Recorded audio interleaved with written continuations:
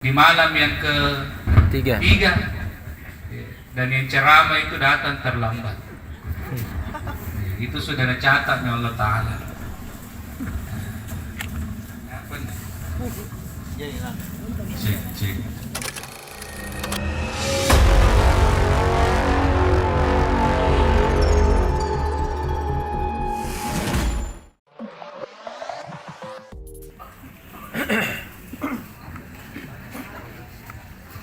Bismillahirrahmanirrahim. Assalamualaikum warahmatullahi wabarakatuh. Alhamdulillah. Alhamdulillahilladzi an'ama 'alaina bi ni'matil iman wal islam. Wassalatu wassalamu ala rasulillahi khairil anam bihil kiram wa ba'da. Qala Allah Ta'ala fi kitabihil karim, a'udzu billahi minasy syaithanir rajim. Bismillahirrahmanirrahim. Qul innal mauta alladzi tafirruna minhu fa innahu mulaqikum thumma turadduna ila 'alimil ghaibi wasyahadah fayunabbi'ukum bima kuntum ta'malun. Shadaqallahul adzim. Allahumma arhamna bil Qur'an. Bapak Ibu yang saya hormati, hadirin hadirat jamaah takziah, alim ulama, tokoh agama, para ustadz, para dai, para kiai yang saya muliakan, wabil khusus qari kita yang tadi melantunkan ayat suci Al-Quran beserta dengan MC yang saya hormati, terkhusus keluarga besar almarhum, namanya yang meninggal, almarhumah Nadira Hadra Siti Hadra Denekna, almarhumah Siti Hadra Denekna, para tetangga, kerabat, keluarga, tokoh masyarakat, tokoh perempuan, tokoh pemuda, toko pulsa, toko bangunan, semua yang punya toko, mudah-mudahan Allah rahmati tokonya. Amin ya rabbal. Bapak Ibu, ibarat kita seperti punya tanah satu peta. Kalau kita mau bangunin rumah, kita itu akan pasti merencanakan bagaimana modelnya rumah kita, menghadap kemana arahnya, berapa kamarnya, berapa kamar mandinya, kan? Begitu pula lah sebenarnya hidup ini, begitu pula lah sebenarnya Allah. Sebelum Allah menjadikan dunia dan isinya ini, Allah sudah rancang-rancang memang apa yang akan terjadi sebelum dan sesudah dunia itu diciptakan. Ya. Saudara cetak memang ada satu zaman dulu namanya zaman azali, di mana tidak ada makhluk yang Allah ciptakan kecuali Allah sendiri yang baru ada. Disitulah Allah merencanakan bagaimana kalau dunia diciptakan, bagaimana kalau sudah dihancurkan. Termasuk catatannya di dalam bahwa insya Allah tanggal 16 hari ini kita akan datang takziah malam ketiganya almarhumah Siti Hadra Denekna di malam yang ketiga, dan yang ceramah itu datang terlambat. Itu sudah dicatat oleh Allah Ta'ala. Apa nih? Cek. Satu. Begini tadi mana? Oh tidak nih. Itu gitu nak koreksi. Memang kita sudah terlambat. Ya, mudah-mudahan Bapak Ibu, saya mohon maaf kalau datang terlambat.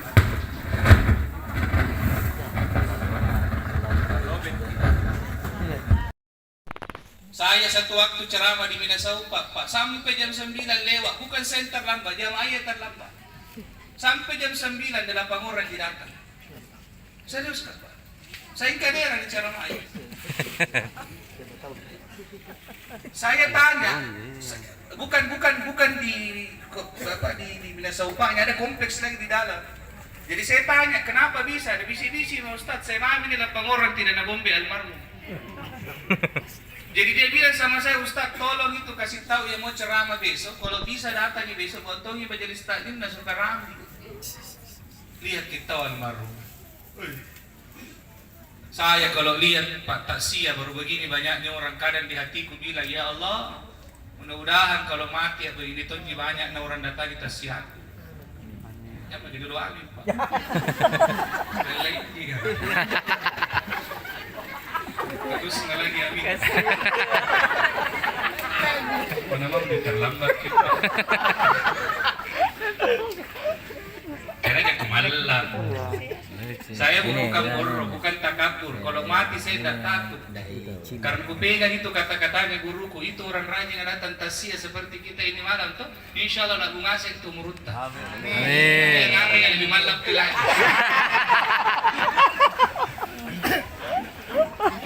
Satu sama. Kemalakan jadi Pak. Berarti masih ada sifat manusia itu kalau masih takut mati. Nanti namun itu sifat malah yang dengan kematian berarti sudah tidak ada itu lagi sifat-sifat manusia dalam hati. Makanya Pak Ibu, jadikanlah pelajaran malam ini luar biasa banyaknya orang yang hadir. Kalau banyak yang hadir berarti banyak yang berdoa. Kalau banyak yang berdoa berarti banyak yang bilang amin. Kalau banyak yang amin berarti terbuka peluang ada doa yang diterima. Siapa yang diterima doanya ini malam? Belum tentu saya. Siapa tahu di antara kita ada. Tapi yang mana kita tidak tahu. Itu urusan Allah. Maka semakin banyak orang yang berdoa, semakin terbuka peluang ada doa yang diterima. Itulah dasarnya Pak. Bolehnya orang berdoa berjamaah. Jadi kalau ada orang bilang tidak boleh bid'ah itu berdoa berjamaah, itu dasarnya.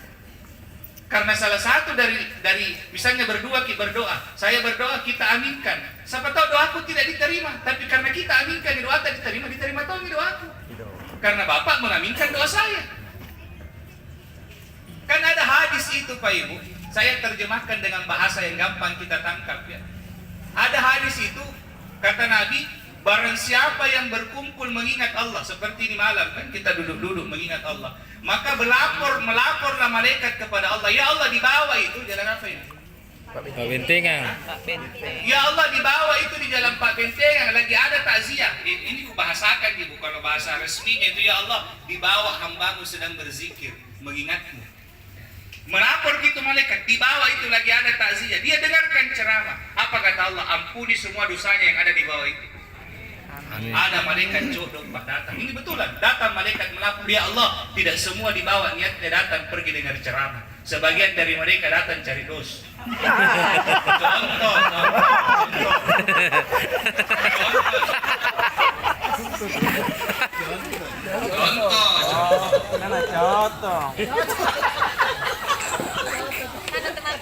Tapi apa kata Allah? Tidak apa-apa. Ampuni juga dosanya.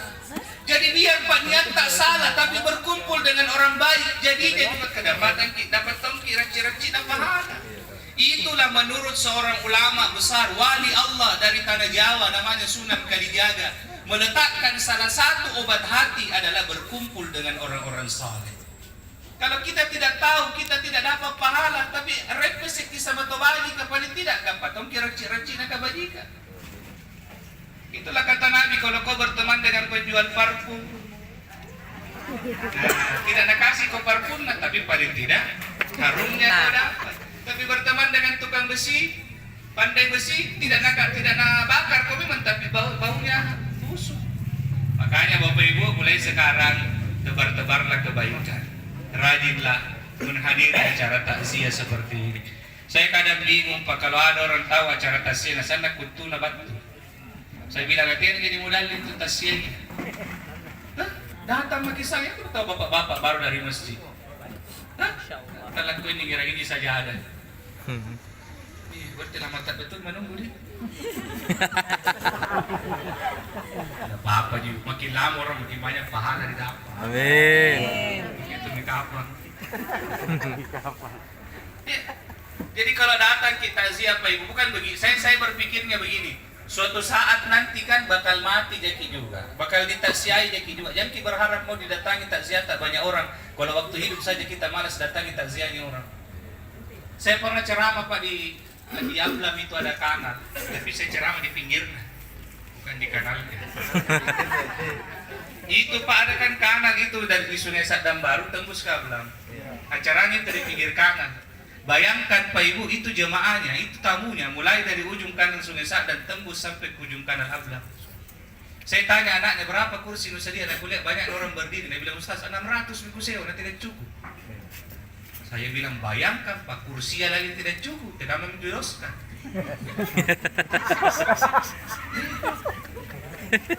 Karena kaderaya lagi tidak naganan,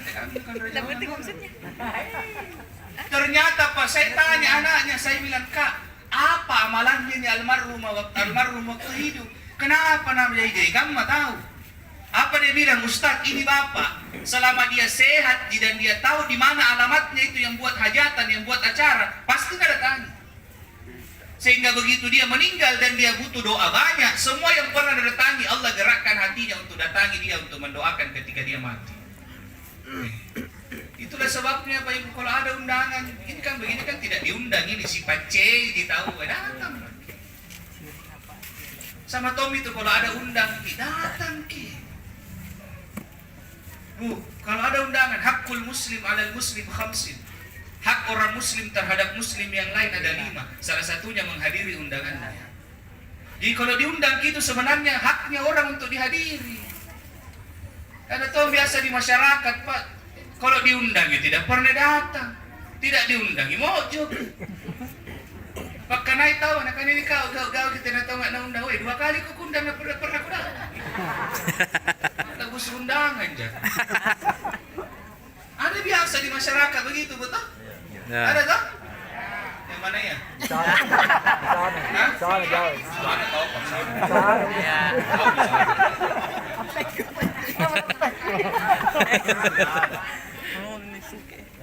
Kalau diundang tidak pernah mau datang. Sudah dikutanai, kenapa kau tidak datang? Saya nak mau tidak ada wangku. Kenapa kesaking uang menjadi halangan orang untuk tidak datangi pestanya orang? Nah banyak mahalnya itu, nah belikan itu undangan. Nah, paling murah sekarang undangan tak 5.000. Datang maki jauh tak lagi nak bawakan dari rumahnya ke rumah tak. Datang gitu. Kalau tidak ada uang datang saja. Apakah nak minta dalam undangan itu? Doa restu. Makanya Anda yang mengundang tahu diri juga kalau tidak tahu tidak ada apa-apa dibawakan kok kau diminta doa restu. Datang kau aku doakan kau restui kok. Sudah. Kecuali nulis di dalam doa restu. Ini orang kalau tidak solo kita tak bercerita. Dengan ini datang tuh itu kau tapi dalam apa nak bawa. Kau tuh diminta doa restu. Jadi datang maki biar tidak ada apa-apa di bawah. Datang. Jangan maki makan. Jangan. Karena regor bisa. Ada di Seku Solo Ustaz tapi 20.000 ji. Maki. Sesuai kami siang pelon. Sa nasi mo pasigang acara. Kacus tanya karot boy. Timpuk pinumit ko daging. Itong tawa pa 20 sa ako na solo. Suami istri datang, bawa anak 4, kemanakan 2. Gibanda. Disting bagi undangan na lama pa bentengan. Mati balik. Tapi tidak ada datang ini malam, tidak ada datang. Anak disinggung karena tahu saya ceramah. Kadang juga itu Pak, jadi kami hujan kejadian. Alasan, nabi lagi kahujan itu mina sedikit tamu, bukan persoalan hujannya, kaunya biasa saja kau datangi orang. Saya pernah Pak pergi Solo Bu, pergi nyori di apa sih? Di Kencana yang di Ratu Langit, Kencana 45. Bayang ini serius Bu, bayangkan hujan deras, tambah lagi mati lampu itu gedung, tidak ada gensetnya, sampai di dalam banyak orang. Kenapa? Karena yang buat hajatan orang rajin tuh datangi orang. Ini hujan selalu nasalah. Lagi pula juga kalau tidak ada tamu, kenapa kah? Kenapa? Ya. Balik kata-kata ya kan? Bapak pilih panti. Kenapa kalau tidak ada tamu? Bilang lagi takut tidak kembali modal. Kayaknya kan bapak kapan pokok. Sehingga apa Pak Ibu, demi untuk mencari modalnya kembali Pak, rupa-rupa menegaukan supaya mari usia. Maybe pila lada ribunga. Palu batukan tisang, busuk gas. Lebih parah lagi gitu seluruh lalang. Ada. Saya bilang, untuk apa itu dalam lugan itu? Makanya supaya lari dari busi. Kira nyangka busi, tahu lagi lari.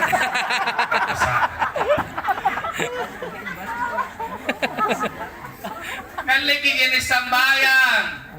Salat 2 rakaat, salat istikhara, salat hajat. Ya Allah, lebar ku gau kami parentata ko do. Ande bangia gau-gau ka. Anakku bunti pa dia anak busia. Kasih pindah ujang. Pindah di mana Ustaz? Kasih pindah ya Allah di Sudiang. Kebetulan di Sudiang ada tuh orang gau-gau berdua tahun. Kasih pindahkan aku jangan di Pabentengan.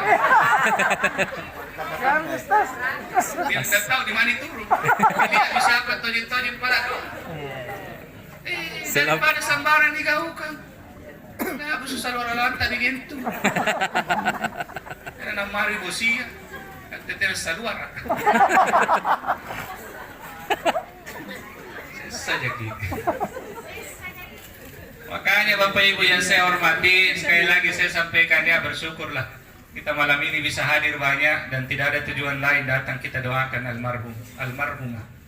Itulah sebabnya Pak Ibu, semua ritual kematian itu kalau kita datangi pasti intinya doa aja. Seperti misalnya kalau kita dapat kabar ada orang meninggal, kami ngasih ke tiporon tuh. Orang Indonesia bilang melayat. Apa kepanjangannya melayat? Hah? Nah, melihat mayat. Baru tahu bahwa itu singkatan. Untuk datang kini malam.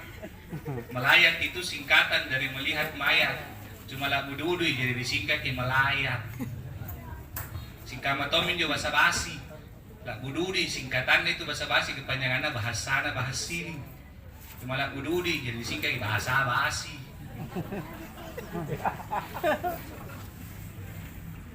Ya.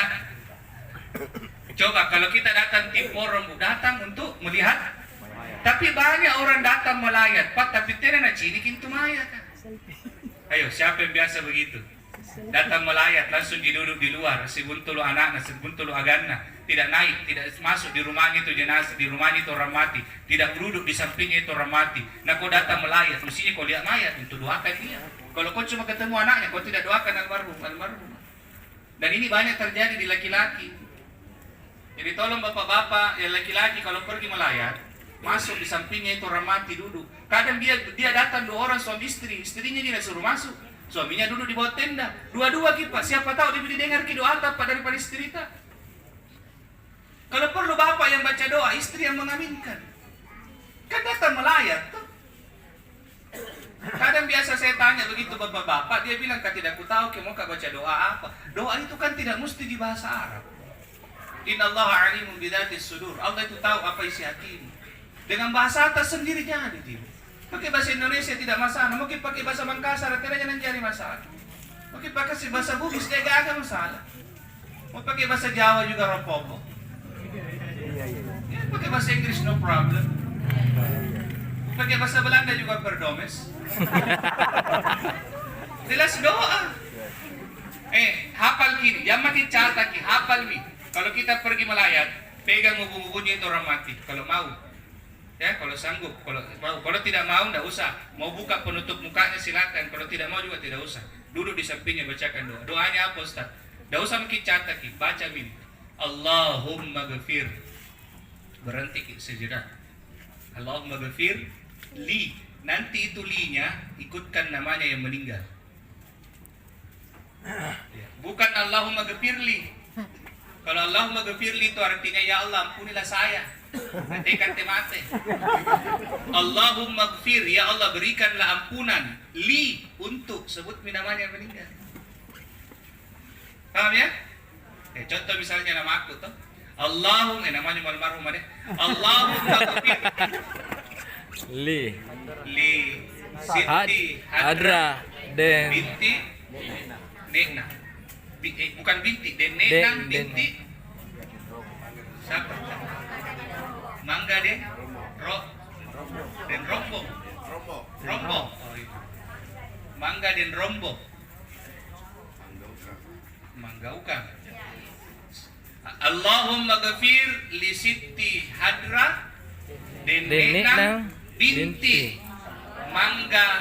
Manggaukan den Rombo.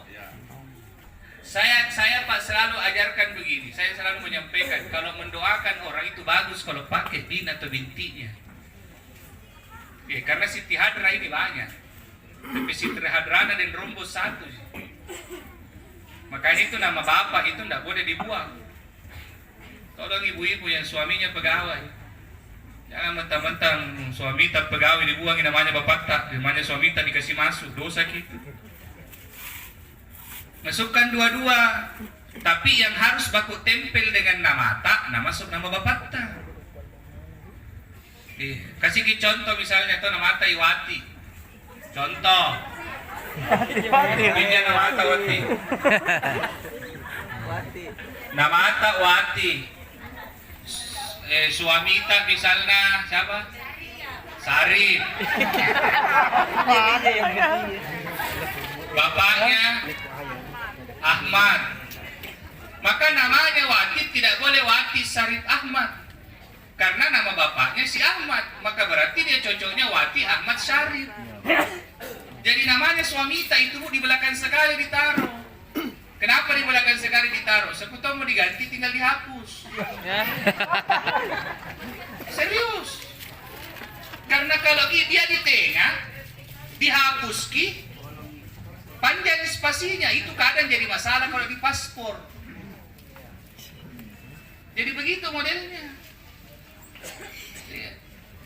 Siapa tahu kan misalnya tidak diminta-minta dia, tapi taruh memang di belakang. Karena sebenarnya itu kan nama suami itu kan tidak ikut dari lahir. Namanya ada orang melahirkan langsung punya suami. Maka ditaruh di. Nah, selesai kita baca doa begitu, sebenarnya tujuan tak datang melayat sudah terpenuhi. Maka selesai kita melayat baca doa Allah maghfirli almarhum almarhumah, selesai keluar makin. Ustaz tidak kuapal-apal gitu doa tak, sudah bacakan makin Fatihah. Ada pernah anak muda datangnya Pak, agak sedikit tinggi-tinggi naik celana, agak hitam-hitamnya bana. Dia bilang, Ustaz, kenapa gitu kalau ada orang mati selalu Al-Fatihah dikiringan? Sedikit jawab, baca kami pengal bakar. Bilang panjang dulu Ustaz, apa mau? Kasih kau pendek, minta kau panjang. Kasih kau panjang, pun raring. Tapi ku tuh duga dewa memang ini kebetulan Pak Giat kan naboya. Bertanya lagi, dia bilang Ustaz kira-kira sampai gitu Fatihah kalau dikiringan itu orang mati ya mati mau kok. Kiringan kok. Kalau udah percaya kok. Video call mami sampai atau tidak. Kalau tidak sampai kembali kok kalau bisa. Saya nenekku 2007 tiap hari berkiringan Fatihah. Seandainya tidak sampai pasti kembali. Tidak ada dikembali, berarti sampai di kapal. Pak, tidak ada itu jadi ibadat kalau selalu dipikir sampai jika. Kalau sampai mana tanda buktinya? Kalau tidak sampai mana tidak ada kembali? Itu urusan Allah. Inilah Pak kekurangan penuntut ilmu sekarang. Terlalu banyak Pak kutak nanganna, panggaukannya sedikit. Persis orang Yahudi. Coba lihat orang Yahudi dalam Al-Quran. Allah bilang baik, dipotong ku sapi Yahudi. Apa nakana Yahudi ya? Lama baru nak kerja Pak. Bertanya itu terus. Sapi jantan atau betina ya Allah? Allah bilang Al-Baqarah sapi betina. Bertanya lagi yang gemuk atau yang kurus? Allah bilang yang gemuk. Bertanya lagi warna apa? Allah bilang coklat. Kutanya coklat apa? Tua atau muda? Ada dalam Quran Pak. Akhirnya tidak ada potong sih. Dan sekarang banyak orang-orang begitu. Dan itu anak-anak muda Nabi didik Pak. Selalu datang Pak. Tapi ada Tommy penangkis. Kalau datang ke saya, Ustaz apa dalilnya taksiyah? Pak aku tanya kamu nanya. Siapa perawinya Ustaz? Bertanya-tanya. Salah kau Ustaz? Bukan salah. Kita dulu Pak diajari agama. Kalau sudah bertanya dan ternyata yang ditanyakan itu masih nak kerjakan guru tak, masih nak kerjakan ulama, tidak perlu lagi kita panjang pertanyaan. Karena tidak mungkin sekapasitas ulama melakukan kemudian kalau tidak ada dalilnya. Maulid, kenapa kau pertanyakan dalil maulid? Nah dari dulu sampai sekarang orang bermaulid. Masa masih perlu lagi harus dibahas? Inilah sekarang Pak. Terlalu banyak nanyanya. Itulah resikonya kalau gurunya Kiai Haji Muhammad Google. Mazhabnya tidak jelas. Hanafi bukan, Maliki bukan, Syafi'i bukan, Hambali bukan, YouTube. Kecerdasannya tergantung dengan kotanya. Jadi mau habis kotanya, lalut. Tidak ada dalil na tahu. Satu-satunya dalil na tahu, kullu bid'atin dalalah wa kullu dalalatin finnar. Itu. Semua yang tidak ada di zaman Nabi sesat itu bid'ah itu tempatnya neraka. Semua nak kasih masuk neraka, dia mau masuk surga sendiri. Biasa aku bilang tidak takut aku di surga sendirian. Ada temaniku ngopi. Ini pas sekarang orang-orang penuntut ilmu begitu banyak tanyanya. Tanya apa dalilnya takziah? Kayak itu bilang dia sembahyang dari takbir sampai salam nah hafal semua dalilnya. Saya pernah kutanya, dia bilang Ustaz, apa dalilnya itu mengirimkan orang mati Al-Fatihah? Sekarang saya tanya kau baca Al-Fatihah dalam sholat ya? Bacakan saya dalilnya. Tak bisa nak baca. Saya bilang jamu aku duduk kalau Google di guru. La salata liman lam yaqra bi Fatihatil Kitab. Tidak sah salat seseorang yang tidak membaca Al-Fatihah. Lagi pula Pak Ibu, salah besar, keliru besar kalau ada orang yang mengatakan bahwa semua yang Nabi tidak lakukan terlarang untuk dilakukan. Kalau Nabi tidak kerja, tidak boleh tommy dikerja, baru kampe motor nuon tanu bali. Pasal saya pun mau pergi ke mana servis. Ada bengkel sana di dekat di Veteran bengkel Lotta.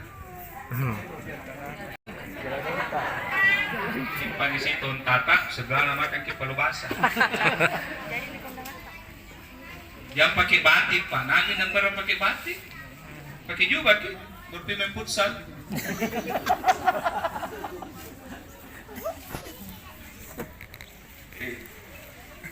Sama Tommy itu Pak kadang, mohon maaf ya, saya tidak mau perselisihkan ini.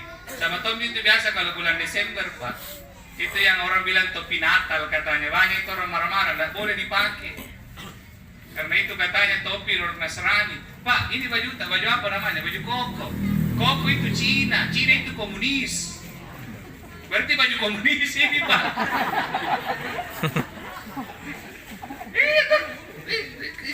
Pokoknya yang keranya Pak, yang keranya begini. Semua baju yang begini keranya itu namanya baju koko. Koko itu Cina. Ya, kalau penjahit kan bilang keras Shanghai. Shanghai itu Cina.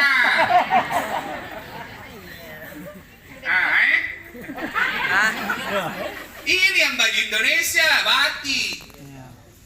Ini baju Arab. Yahudi juga pakai begini Pak. Nasari, ya Abu Jahal, Abu Lahab, kecuali Abu Janda.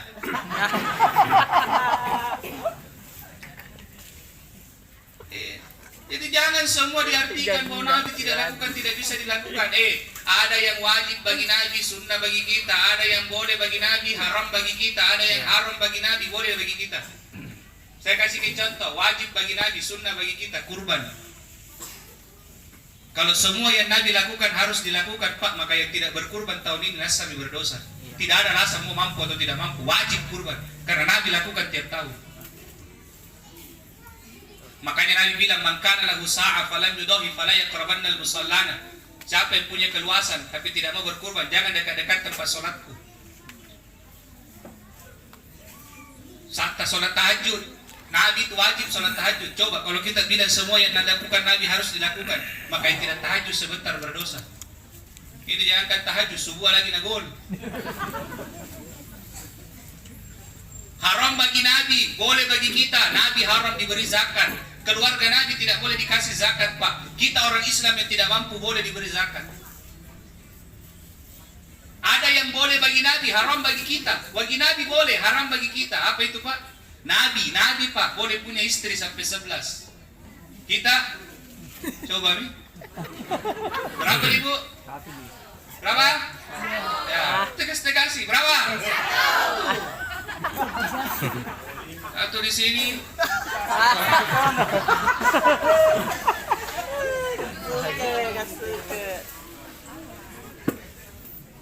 Jadi jangan selalu dihantam rata, Nabi tidak lakukan, tidak boleh dilakukan. Salah besar. Saya lihat juga orang-orang begini Pak tidak pernah baca sejarah. Dia tidak pahami bahwa sebenarnya Islam bisa masuk di Indonesia, Islam bisa masuk di Makassar, di Sulawesi Selatan. Itu melalui pendekatan budaya. Jadi terkadang ada budaya-budaya kita Pak yang memang sejak sebelum Islam datang itu masih dipakai sekarang. Kenapa masih dipakai? Karena masih bisa berjalan bersama dengan agama, tidak bertolak belakang dengan agama, sejalan dengan syariat. Baju bodoh. Aslinya itu kan kelihatan itu di dalam. Tapi datang Islam berkolaborasi dengan Islam. Orang pakai baju bodoh yang muslimah sudah bisa. Betul tidak, Bu? Pakai apa? Pakai manset di dalam. Jadi jangan selalu dipikir bahwa saya senang kata-katanya Bung Karno itu Pak. Apa dia bilang? Kalau jadi orang Islam, jadilah orang Islam Indonesia. Jangan mentang-mentang kau jadi Islam, kemudian harus kau berubah jadi orang Arab. Kita tidak membenci Arab Pak. Nabi kita orang Arab, agama kita dari Arab, bahasa Quran bahasa Arab. Tapi apakah dengan Islam kemudian langsung kita jadi orang Arab? Tidak bisa. Kita mesti jadi orang Islam, tapi jadilah orang Islam di mana kita berdomisili. Ini belajar di Makkah, belajar di Madinah, di Mesir, Maroko, Tunisia, di Libya. Pulang ke sini, nah bawa juga budayanya. Tak mau bahasa Indonesia. Ketemu neneknya di kampung, nenek, kayak pahalukan. Kata nenek, kenapa kalepa? Panggil sepupunya, ya ukhti. Kan siapa? Ukhti golera.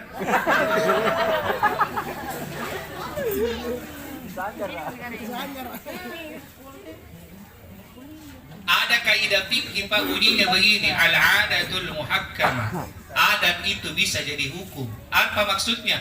Walaupun tidak didukung oleh dalil-dalil Quran dan hadis, tapi itu berlaku di norma, menjadi norma di tengah-tengah masyarakat, maka itu bisa dijadikan hukum.